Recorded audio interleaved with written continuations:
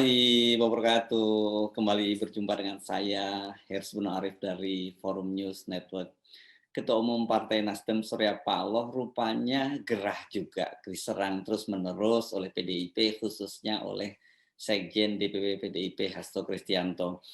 Dan kemudian karena gerah, Surya Paloh mulai mengungkit-ungkit peran dari Partai Nasdem dalam pemerintahan Presiden Jokowi. Secara retoris kemudian dia bertanya, Nasdem itu partai paling tolol atau loyal terhadap pemerintahan Jokowi. Pertanyaan itu disampaikan Surya Paloh dalam kegiatan Partai Nasdem memanggil yang dilaksanakan di Nasdem Tower hari Senin malam tanggal 17 Oktober kemarin ya. Ada yang menyatakan supaya mendesak kita, meminta kepada Presiden keluarkan Nasdem dari koalisi pemerintahan. Itu adalah tantangan. Itu yang kita hadapin. Tapi apakah memang sikap kita berubah? Apakah komitmen kita berubah untuk tetap mendukung jalannya administratif pemerintahan Jokowi Maruf Amin agar tetap sukses pada pemilu sampai pemilu 2024? Saya katakan kita tidak pernah berubah, saudara.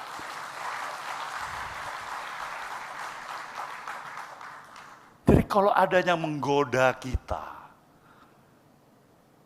ada yang memang mencoba bagaimana ketangguhan, semangat dan jiwa, konsistensi Partai Nasdem, boleh-boleh saja.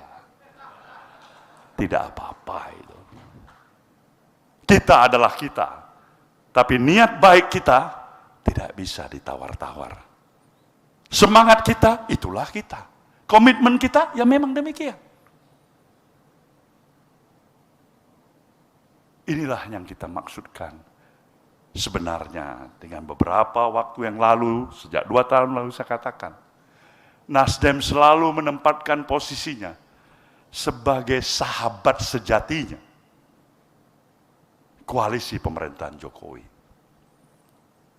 Saya ingin memberikan ilustrasi pada saudara. Baru berapa puluh hari yang lalu, pemerintahan Jokowi Maruf Amin mengambil sebuah kebijakan strategis yang luar biasa. Untuk apa? Untuk mengambil faedah yang lebih berarti bagi continuity pembangunan bangsa ini. Mengurangi subsidi BBM. Mengurangi subsidi BBM. Itu artinya memberikan kenaikan harga. Apa yang dalam pemikiran Nasdem? Tepatkah itu? Nasdem menganggap itu kebijakan yang tepat. Karena dianggap kebijakan yang tepat, Nasdem memberikan dukungannya setulus-tulusnya, sepenuhnya.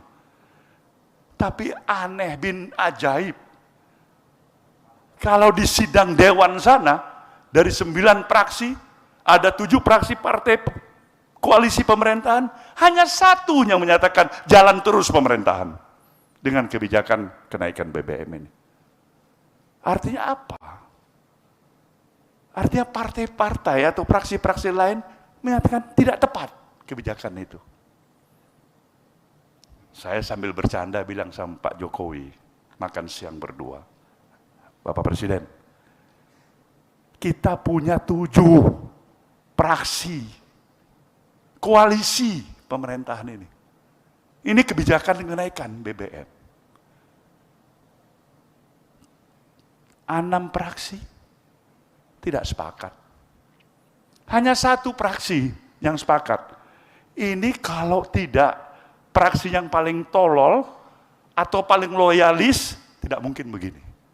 Surya Paloh kelihatannya menganggap ini situasi yang sangat serius. Dia kemudian mengumpulkan para petinggi partai dan kadernya, termasuk calon presiden yang didukung oleh Partai Nasdem Anies Baswedan.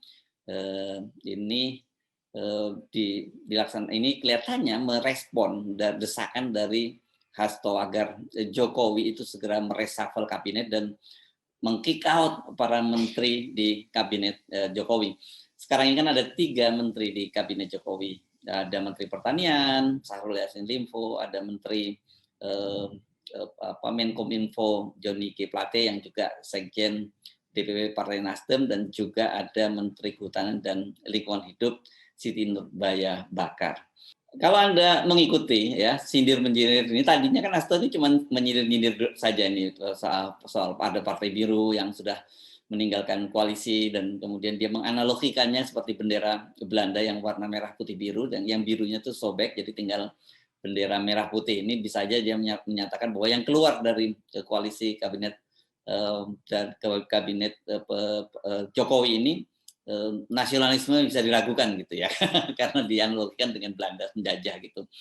Tetapi ini rupanya itu Hasto waktu itu baru cuma menyindir-nyindir, dan dia kemudian mendapat momentum itu ketika politisi Partai Nasdem Zulfan Lindang dalam sebuah talkshow dia menyatakan bahwa Anies Baswedan itu adalah antitesis dari Jokowi.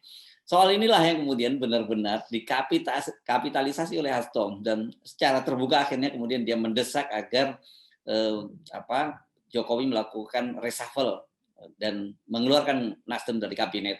Sebab bagaimana mungkin, kata dia, kalau dalam sebuah koalisi ada partai pendukung yang menyatakan bahwa dia mengusung figur yang antitesis dari presiden yang sekarang mereka dukung gitu. Sebenarnya kalau lihat sikap Hasto sih nggak terlalu mengejutkan ya kan, bagaimanapun juga hubungan antara Ibu Megawati dengan Pak Surya Paloh ini kan selama ini memang nggak cukup hangat gitu ya, dan kita orang pasti akan merujuk pada satu peristiwa ketika Ibu Megawati 2 tahun yang lalu itu menolak untuk menjabat tangan Pak Surya Paloh dan melewati saja ketika dalam sebuah acara pidato kenegaraan menjelang 17 Agustus. Ya, dan juga kita tahu bahwa PDIP itu selama ini juga kelihatannya sangat anti Anies gitu ya, karena mereka sudah tahu sekali bahwa Anies ini akan menjadi halangan atau handicap utama bila mereka akan mengajukan calon presiden, dalam hal ini Puan Maharani. Karena itu narasi-narasi yang diproduksi oleh PDIP, terutama PDIP di Jakarta, itu kan kelihatan sekali bagaimana mereka terus mendiskreditkan Anies Baswedan. Nah, ketika kemudian Nasdem mengusung Anies Baswedan, ya udah klop ini ya, jadi satu paket ya. Jadi Nasdem dan Anies Baswedan satu paket yang harus disingkirkan oleh PDIP. Tetapi buat saya justru yang mengejutkan itu adalah sikap Nasdem ya menanggapi isu dan desakan Hasto itu agar keluar dari kabinet karena sudah menjadi antitesis dari Jokowi, dan reaksi dari Nasdem yang secara resmi kemudian mengeluarkan surat menonaktifkan Zulfan Lindang dan melarang membuat statement politik atas nama Nasdem itu. Ini yang menurut saya yang lebih mengejutkan, bukan sikap Hasto. Sikap Hasto sama sekali tidak mengejutkan. Nah, lebih parah lagi ketika kita tahu berdasarkan pengakuan dari Zulfan Lindang bahwa sebenarnya dia itu sudah nonaktif dari Nasdem karena sejak 2 tahun lalu sudah jadi wakil komisaris utama PT Jasa Marga. Jadi dia ini juga rupanya orang di dalam pemerintahan lah, di BUMN gitu. Jadi kita tunggu juga nih, kelihatannya nanti mungkin ada tindakan lebih lanjut setelah dinonaktifkan dari Nasdem. Ada kemungkinan ini Menteri BUMN mungkin juga akan mengambil langkah-langkah lebih lanjut terhadap Zulfan Lindang. Kita ingat ya bagaimana kemarin ketika kasusnya Nol Emmanuel Ebenezer itu, yang dia waktu itu menjadi saksi yang meringankan dari Munarman saja, kan kemudian dia dinonaktifkan dan dia dipecat dari komisaris di sebuah BUMN gitu ya. Nah, pertanyaan kita, mengapa ya Nasdem kok seperti kebakaran jenggot dengan pernyataan Zulfan? Bukankah mereka sejak awal tahu bahwa Anies itu sekarang ini bagaimanapun simbol dari oposisi? Anies ini adalah salah satu politisi yang sejak awal itu dihalang-halangi oleh pemerintah, dalam hal ini Pak Jokowi, untuk bisa mendapatkan tiket pencapresan. Dan dengan berani mencapreskan Anies, harusnya kan Nasdem sudah mengkalkulasi ya risikonya sebagai partai pendukung pemerintah. Jokowi seperti saya sebutkan tadi dan koalisi pemerintahan ini kan hanya ingin 2 calon. Dan PDIP juga menyatakan segitu, hanya ingin 2 calon, dan 2 calon itu pasti nama Anies tidak termasuk dalam daftarnya. Dan dengan 7 koalisi partai di parlemen itu, peluang Anies untuk maju pada Pilpres 2024 itu sebenarnya secara praktis tertutup ya.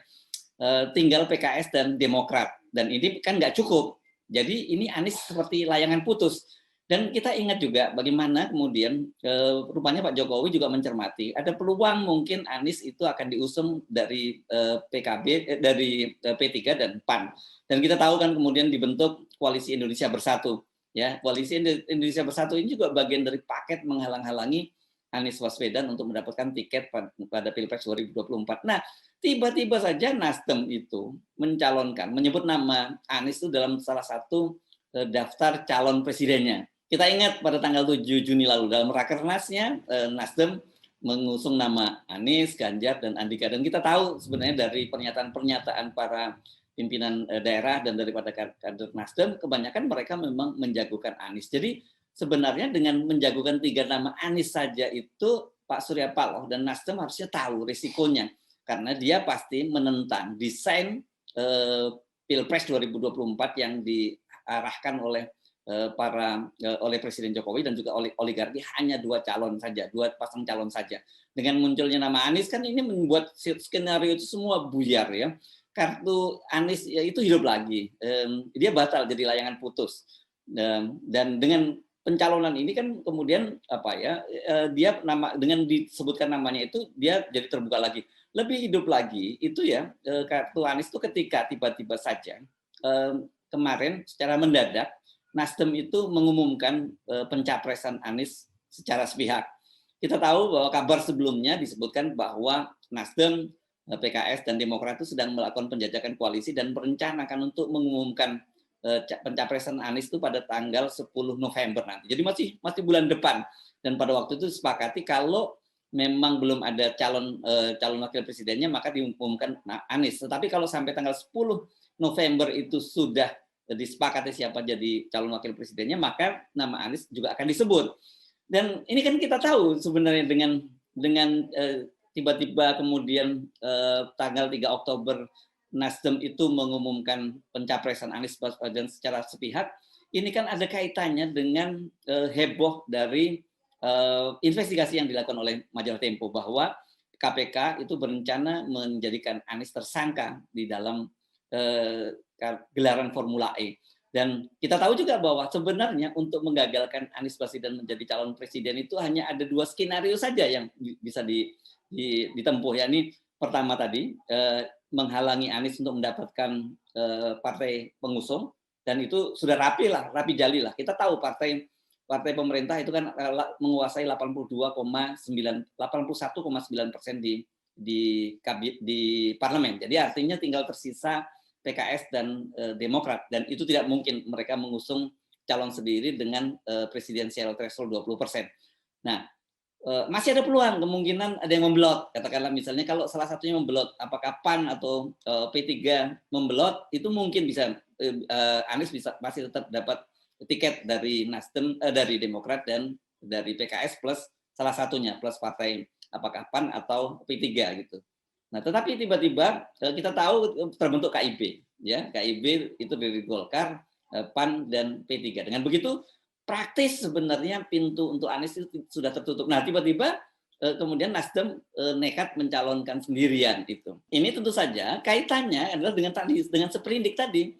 Skenario yang artinya kalau toh Anies itu terbuka mendapatkan peluang untuk di koalisi, dia tetap bisa dibatalkan karena ada sprindik. Karena seperti dikatakan oleh dalam skenario majalah Tempo disebutkan di situ Ketua KPK Firly Bahuri menyatakan bahwa sprindik itu harus dikeluarkan sebelum ada pencapresan dari partai-partai politik, gitu ya. Kalau sudah jadi resmi dia menjadi calon presiden itu akan menimbulkan kegaduhan nasional. Nah, di tengah situasi itulah kemudian Nasdem melakukan intercept dengan mencalonkan Anies Baswedan. Ini kan sebenarnya Ini kan sebenarnya menantang skenario dari Presiden Jokowi dan kelompok kepentingan yang ada di belakangnya. Gitu. Jadi menurut saya agak aneh kalau kemudian tiba-tiba Nasdem reaksinya menjadi berubah seperti itu gitu. Partai ini ya kalau kita lihat kenekatan Nasdem ini kan sebenarnya ya harusnya pasti Nasdem sudah mengkalkulasi bahwa kalau dia terus nekat semacam itu partai-partai dia akan menghadapi risiko bahwa dia akan di reshuffle dari kabinet. Nah, pertanyaan saya, kenapa sekarang tiba-tiba Nasdem menjadi seperti mundur begitu ya? Kan kita hitungnya begini, partai-partai oposisi seperti Demokrat dan PKS saja itu sampai sekarang itu masih hitung-hitungan. Sampai sekarang itu masih belum berani mendeklarasikan Anies Baswedan. PKS saja seperti dikatakan oleh Sekjen DPP PKS Habib Abu Bakar Al-Habsyi menyatakan bahwa sampai sekarang belum ada rencana untuk mendeklarasikan calon presiden. Katanya itu menunggu keputusan dari Majelis Syuro. Artinya sebenarnya kita bisa membaca bahwa di internal PKS sendiri itu masih kalkulasinya untuk mencalonkan Anies Baswedan itu masih belum final, masih terjadi tarik menarik, masih ada hitung-hitungan partai politik. Maksud saya masih ada hitung-hitungan secara kalkulasi politis, tapi juga pasti juga ada kalkulasi secara benefit apa yang diperoleh. Apakah katakanlah misalnya mahar yang diperoleh, kemudian juga kepentingan politik apa yang diperoleh, dan itu pasti masuk hitungan dalam partai politik. Saya kira kita nggak perlu basa-basi bahwa soal tiket presiden ini ada berkaitannya juga dengan mahar yang sudah menjadi rahasia umum selama ini. Begitu juga dengan Demokrat, meskipun sudah didatangi oleh Anies Baswedan, sampai sekarang kan juga Demokrat masih belum tegas menyatakan akan mendukung Anies Baswedan.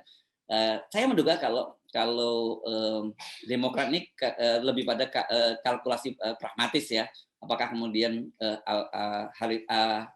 Agus Harimurti Yudhoyono akan mendapatkan tiket wapres atau tidak. Itu kalkulasinya sebenarnya lebih sederhana semacam itu. Sementara PKS saya kira masih banyak kalkulasi lain. Kita tidak tahu apakah juga ada faktor komorbid gitu ya, faktor yang politik sandra juga bisa diberlakukan oleh pemerintahan Jokowi terhadap PKS, karena bagaimanapun juga kan PKS pernah berada dalam pemerintahan pada pemerintahan SBY, dan kalau dicari-cari gitu pasti nanti juga bisa juga ditemukan komorbidnya. Artinya ini peluang dari Anies itu bisa tertutup kalau PKS dan Demokrat itu tiba-tiba tidak berani mengajukan Anies dan kemudian balik badan.